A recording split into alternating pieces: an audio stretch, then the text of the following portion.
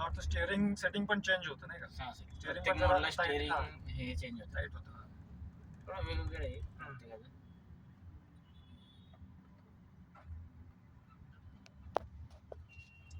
आता पार्क नुसतं दाबलं तर पार्किंग लागतं ना? हा. का हे दाबायचं? नाही आता पण चालू करा. अच्छा, ऑटो होल्ड. ब्रेक दाबा. हा, दाबलेला आहे. हा, झालं सोडा ब्रेक. अच्छा, ऑटो होल्ड झालं. म्हणजे हे जर ऑन असेल तर ऑटो होल्ड होतं आणि मी समजा ऍक्सिलेटर दाबलं तर ऑटोमॅटिक निघून जाईल.